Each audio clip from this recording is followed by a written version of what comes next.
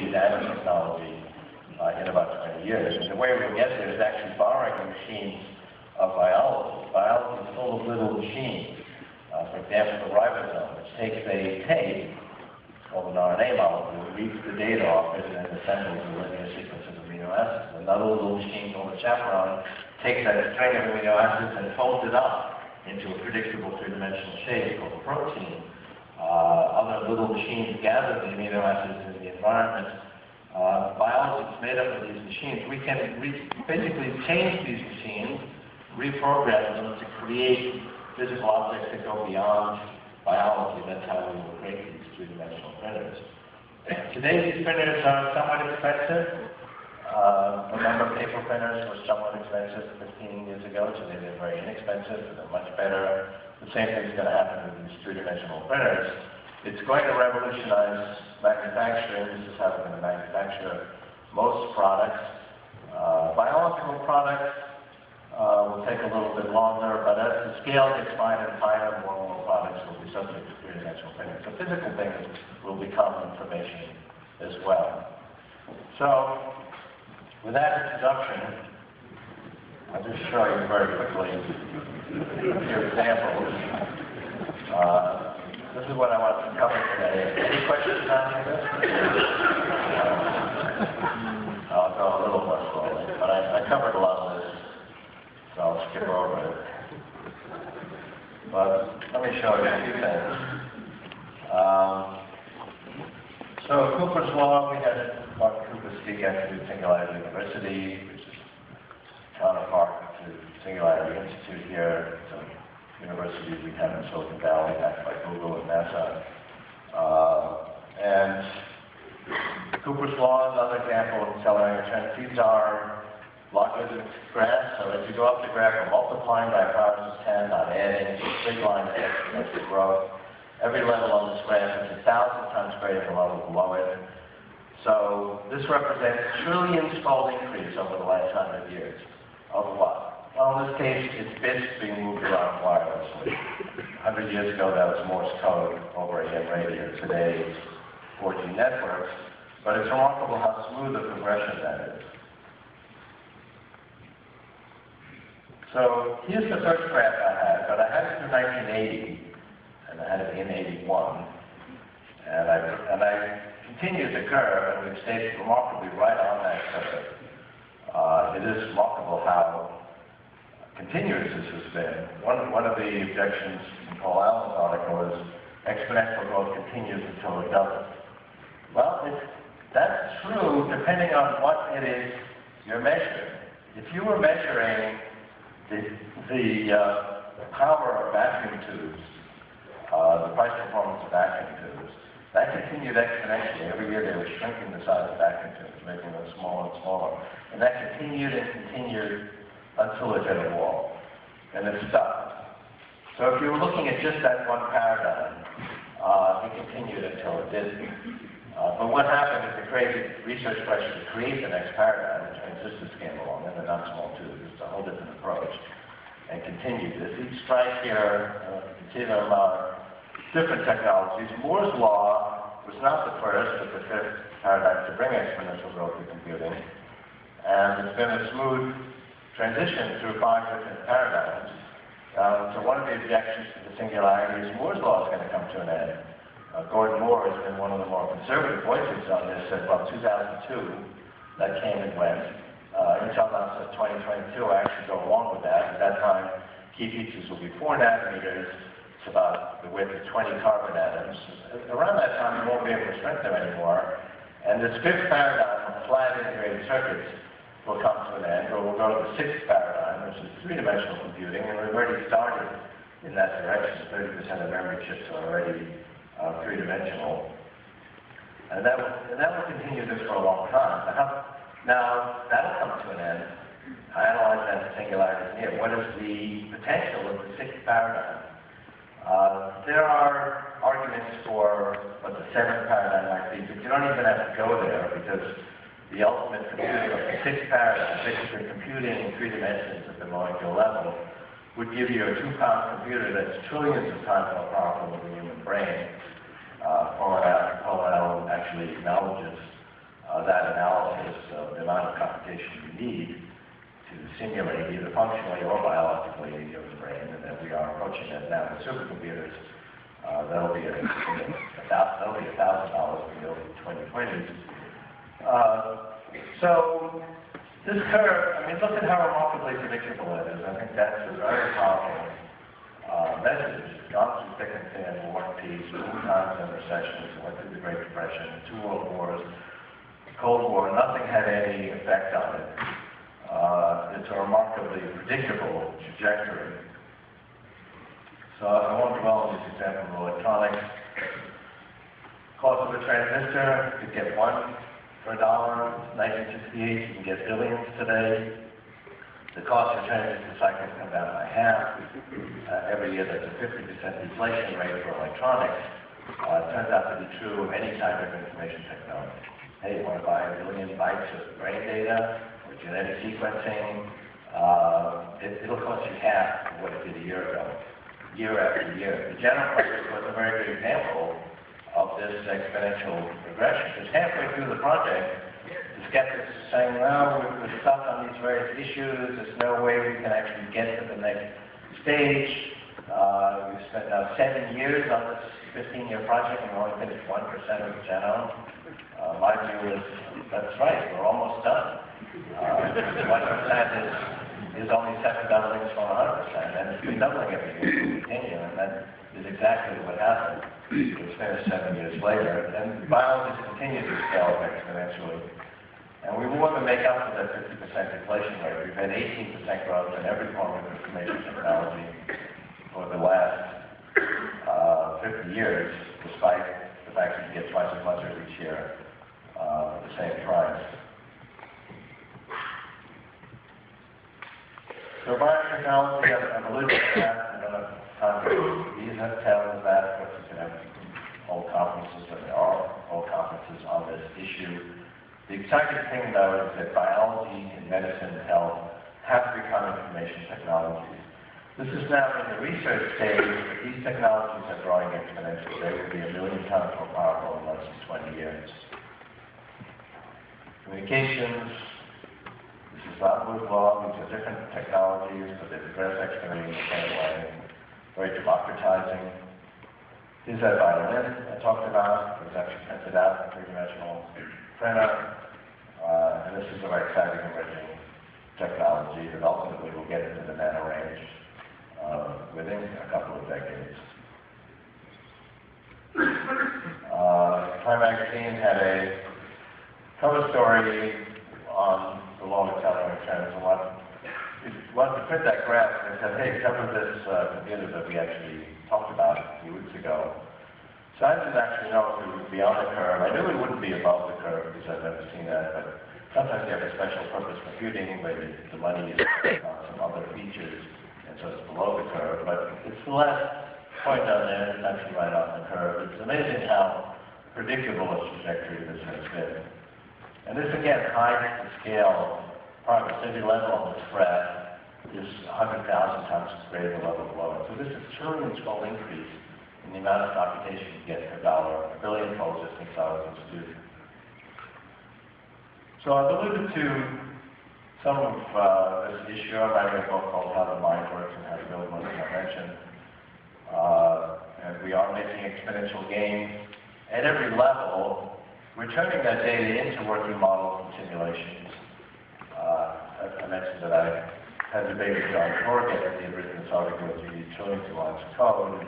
And in his article was this picture saying, this is just a small slice of the cerebral cortex. Look at how complicated it is. We could never hope to understand this level of complexity.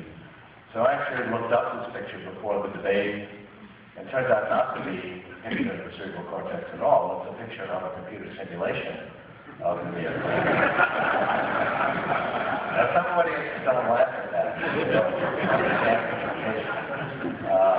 But clearly, simulation, we understand complexity because we created it. And many regions of the brain have been simulated.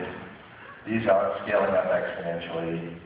The proper approach, I mean, there's many different approaches to understanding the brain, and they're all balanced, and they they give us insights, but the real goal is to understand the principles of operation. Then we can apply those principles of operation to our engineering principles to scale them up and leverage them. Consider how the subtle observation of Bernoulli's principle has been scaled up. We understand that there's slightly less air pressure over a moving curved surface than a flat surface. It's a scientific observation. So engineering came in, technology, and leveraged that and created the whole world of aviation. Similarly, as we understand the basic principles of human intelligence, we'll be able to scale them up and leverage them. We won't be limited to just a billion pattern recognizing linear cortex. We won't be limited to maybe a dozen levels of hierarchy in the conceptual hierarchy. We'll be able to go vastly beyond that and increase our thinking, and that's ultimately where we're headed, and that's the foundation of the singularity. So I want to leave some time for questions, so I'm going to just deal with one unrelated question, which is this a good thing or a bad thing? And it never ceases to amaze me how there's a very powerful view that things are getting worse in the world. And the problems are worse than they've ever been, and we're headed for disaster. We're going to run out of energy, resources, human conflict is growing. And I think at the source of the problem is we are doing a much better job of understanding what's wrong with the world. When there's a battle in Fallujah or there's some kid who's sick in Ethiopia, we're there. It's right on in our faces. And we have human empathy, so we see these problems and want to do something about it. It's actually a good thing because we actually do end up doing something about it. Very often we can't immediately, so we feel badly about it. People have a naive algorithm for assessing how the world's doing based on how often do they hear about problems versus how often do they hear about things that are going well. And they hear about lots of problems, so they assume there are more problems. It's not like these problems didn't exist. Read Thomas Hobbes or Charles Dickens about how short, brutish, disaster-prone, disease-filled, poverty-filled human life was 200 to 300 years ago. But let's see how things went over the last 200 years, at least on two parameters: wealth of nations, which is on the x-axis on a logarithmic scale, and life expectancy on a linear scale on the y-axis. Those are countries. The big red circle is China. You might keep an eye out for China because it does some funny things. Income per person in today's dollars was hundreds of dollars per year in 1800. Life expectancy was in the 20s and 30s, depending on where you lived. Average 37. And not much happened in the early 19th century. The Industrial Revolution was getting started. Some countries were making progress because they're the only ones participating. But as we get to the 20th century, in summer, you'll see a wind moving all of these countries towards the upper right-hand corner of the graph. There is a half-not divide that does not go away. Nonetheless, every country is affected, and the countries that are worst off in this process are far better off than the best countries at the beginning of this process. And this is actually picking up speed as more of the underlying phenomena become information technologies and are subject to exponential growth. Education, we are spending more on education. 10 times as much in constant dollars in K-12 per capita. We had 50,000 college students in 1870 in the United States. We have over 10 million today. The average number of years of schooling, there's a half-not divide, but the developed world and the developing world are both moving in the right direction. We've tripled the average number of years of schooling in the developing world, doubled it in the developed world over the last 50 years. So I'll leave it at that so we have time for some questions. I will say that the law of coloring in terms is alive and well. All the graphs on the singularity is here. We update annually. And they're all continuing to track. And if you measure the fundamental fundamental underlying properties of information technology that progress exponentially. There's a strong theoretical reason for it. The empirical evidence, though, is the most impressive, and it is not affected by the kinds of events you might think about. People say, well, must have slowed down during the recent recession. Not at all. It's quite remarkable how it's unaffected by world events. And that is the engine that gets us to a future world that will be transformed. I mean, just look at how different things are today than they were a few years ago. A few years ago, we didn't use social networks, wikis, blogs. A dozen years ago, most people didn't use search engines. That really sounds like ancient history. There's going to be far more change. The fact that the world's going to be, you know, if you look at the accumulated result of exponential change over a few decades, the results and the conclusions are quite remarkable. That is the essence of the singularity. Now, exactly what that means, is it good or bad? There's definitely both promise and peril. I think it's important for you to understand this issue, because it is only these exponentially growing information technologies that will have the scale to address the major challenges of humanity. And on the flip side, they introduce new dangers. There are answers to that as well, but we need to put a high social priority on keeping these technologies constructive. And lots of issues come up: privacy, protection of intellectual property, and I wouldn't present pat answers to any of those. These are proper issues to debate by groups like this one. Thank you very much.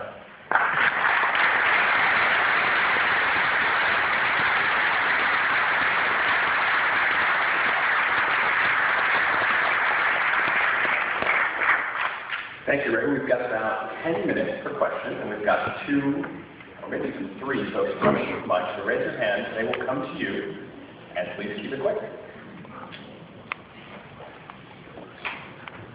Ray, David Wren here. I think it's just absolutely terrific talk. We're all very excited to be here. It's going to be a great weekend. I just wanted to ask you, though, you seem to go very quickly by the notion that perhaps the calculations of the number of synapses may not be the goal point. That there's a lot more talk now about intracellular computation perhaps taking place on the scale of 4 or 5 orders of magnitude inside neurons, and possibly in the accompanying astrocytes as well. So doesn't it change the goalpost? Yeah, I mean, Hammer talks about cellular computing and tubules. I don't think there's any evidence that there is such a thing, that it has an information bearing. I think there's some very good concepts of what the different modules in the neocortex, which is the most important region, including its supporting mechanisms of the hippocampus, which recognizes new information, formats them, so we can learn them and send them back to the neocortex to be assigned. The important thing is, what do these modules do, and not necessarily what the mechanisms are. But ultimately, I think it is important to understand the mechanisms to verify that these models are correct. Biology does not always take the most direct route. It does things fairly inefficiently. But there's really no evidence of some of these theories of cellular computing in the tubules and so on. If it were true, delay our ability to biologically simulate the brain by 10 or 20 years. So it wouldn't radically change things. I don't think biological simulation is the way to go. As I mentioned, I think we try to do biological simulations to verify that our functional simulations are correct. But I'm skeptical of those particular theories.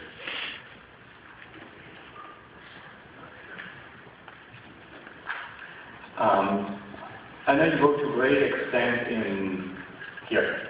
I don't know you go to great extent in your book describing the mechanisms and the technology behind reverse engineering the brain. And after reading Paul Allen's article, tried to rebutting the idea that that complexity can be achieved in the time frame that you expressed. My question is, do you really believe that accomplishing intelligence equal or superior to the human brain requires a full understanding of reverse engineering of the human brain as the result of the evolutionary machine, or can we achieve the same result through a different mechanism that doesn't necessarily mimic the effect of evolution? Well, it's a good question, and Paul Allen's article assumes that we do.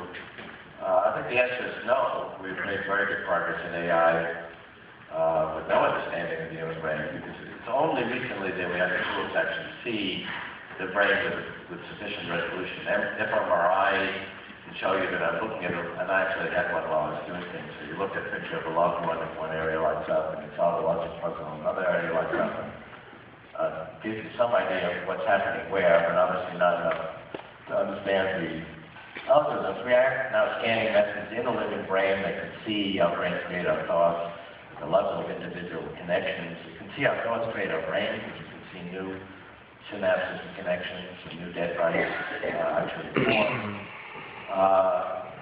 But no, I don't think we have to. We've achieved a lot of AI without it. I think it's an opportunity to get these biologically inspired mechanisms. We can learn a lot about the brain. As we understand these basic principles, we can then apply them with our engineering insights. The emerging theories about how these modules in the neocortex work and how they wire together, we can then create a system that's not limited by the fact that we can only fit 1 billion modules in this table-size neocortex. The big innovation is we have this big forehead that could squeeze in more of a neocortex, but we don't have that limitation. And we can create systems that are ultimately far more powerful. So I think it's a great opportunity. There are other reasons to do it as well. So we can start fixing the brain based on an understanding of it as a network and not a chemical soup. Most importantly, it'll give us insight into ourselves. That's been the goal of the arts and sciences ever since we had art and science, to understand who we are. I've actually got more insight into my own thinking as I think about my own thinking in light of what we know about the neocortex, and it explains a lot, actually. So, why we forget things, why we don't remember very much. We actually have very little capacity in our brains. So I think it's an opportunity to get these biologically inspired paradigms. It would take us longer if we didn't do it. Dwight Kohlmeyer, Wyoming University. The way we frame things can scare people. And I've seen talk of, after the singularity, the post-human era, or it's the computer era, and humans are sort of second place at that point. Is that an accurate assessment, or is this becomes a tool for humanity? Well, it brings up the issue of the terminology we use. I actually don't like any of it. Artificial intelligence implies that intelligence is AI, it's not real intelligence. Virtual reality implies that it's not real reality. The telephone is virtual reality. You can be together in this virtual space as far as talking is concerned. That loving sentiment I told you, that was and then the term post-human or transhumanism. I mean, we're stuck with these terms, but it implies we're going to transcend our humanity. In my view, what humanity is all about is, in fact, going beyond our biological limitations. We didn't stand the ground, we didn't stand the planet. We have not stayed with the limitations of our biology, which was the life expectancy of early 20s, 1,000 years ago. We changed who we are. This computer is part of me, even though it's not inside me. I'd actually wish that it were. It's not losing it. But it's definitely part of who we are. We create these tools to make ourselves greater. We're the only species that does that. So I think we're headed for a trans-biological future. We're going to transcend the limitations of biology. We've done that already to some extent, but it's going to progress in an exponential manner. But, you know, merging with machines, these machines we're only going to do that as they enhance ourselves and overcome medical problems and limitations in our thinking. We've done that already. I was just at a music conference, and musicians are using these incredibly sophisticated tools to create music. That's why we create them. So we're going to continue to transcend. We are going to, the non-biological portion of the intelligence of our civilization is going to grow exponentially and become a larger fraction of the whole, but it's still the human civilization, which is already a human-machine civilization. We've got time for just one more very quick question.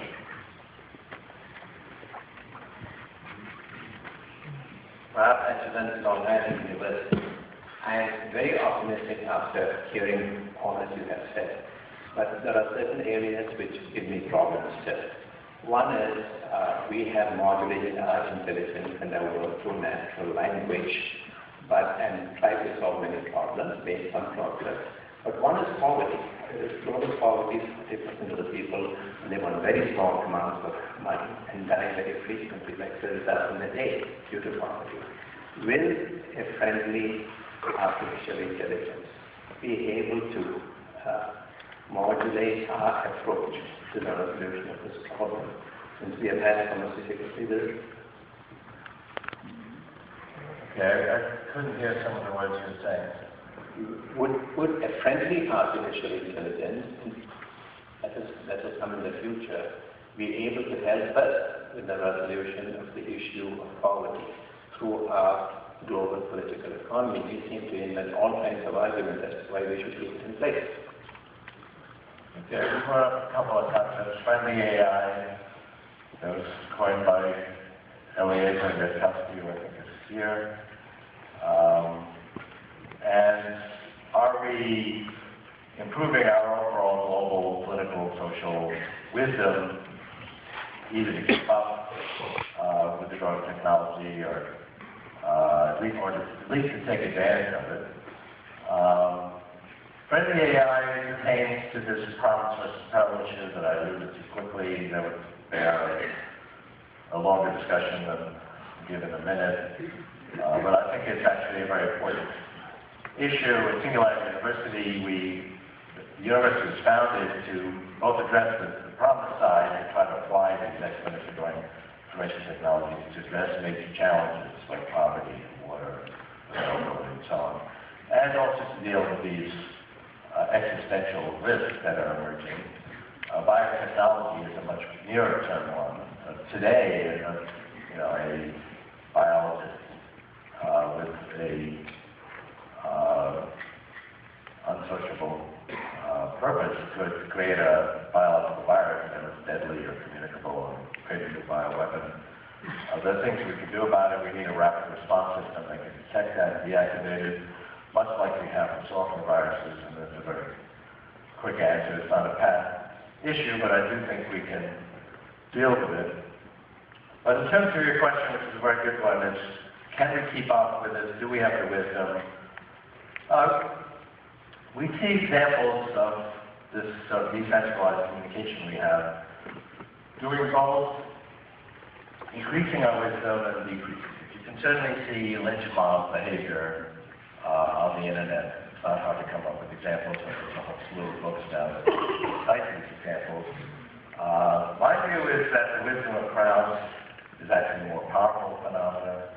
I wrote in the 1980s in my first book, The Age of Intelligent Machining, that the Soviet Union, which was then going strong, would be swept away by the then emerging decentralized technology, which was really forms of email and teletype machines and fax machines. And people thought that was nuts, that the mighty Soviet Union would be swept away by a few teletype machines, but that is exactly what happened. And we can see the power today of social networks, of the power of people having information and knowledge is no longer centrally controlled. Virtually everyone in the world has access to this very powerful information. A kid in Africa with a smartphone has access to more information than the President of the United States did 15 years ago. I used that line at Google Zeitgeist last week, and then saw that Chelsea Clinton was in the audience. President, your father, man. I said, he did a good job anyway. I'm not sure he has a smartphone today. But it's very, very empowering technology. And it's not just political democracy. It enables innovation. So a kid in college who wanted a better way to meet girls can create a revolution, create Facebook, another couple of kids in a late night dorm room challenge created Google. We're going to see teenage kids doing this. In fact, there's a teenage girl who's a blogger, 15, that is now the power of the fashion industry with her blog. She started at 11. I mean, kids are becoming very powerful because the individual is empowered by this technology. And it does lead to the wisdom of crowds. And so it is changing, even though we are slow to change the rules, already you can see the profound impact of the blogosphere and the tweetosphere and all of these different online communication methods we have, Facebook, on opinion formation. It affects politics, it affects medicine. A woman walks in her doctor's office with a chronic disease, she's in touch with her peers around the world and probably knows more about that disease very, very well than her doctor. And patient groups are actually getting together and doing collaborative problem solving, and they're motivated to solve that problem, that disease. I think that's a much more powerful phenomenon than the lynch-mob behavior you see, but at every level we will see promise versus peril. But I think the whole move towards democracy, if you look over the last 1,000 years, has been empowered by the greater distribution of information. Starting with Gutenberg's invention, and then the telephone, and then with the very powerful technologies we have today, it's empowered the individual and the collaborative. It's not the fourth collectivism that failed under communism, but the sort of self-organizing, collective problem-solving that's represented by the wisdom of crowds. Thank you very much.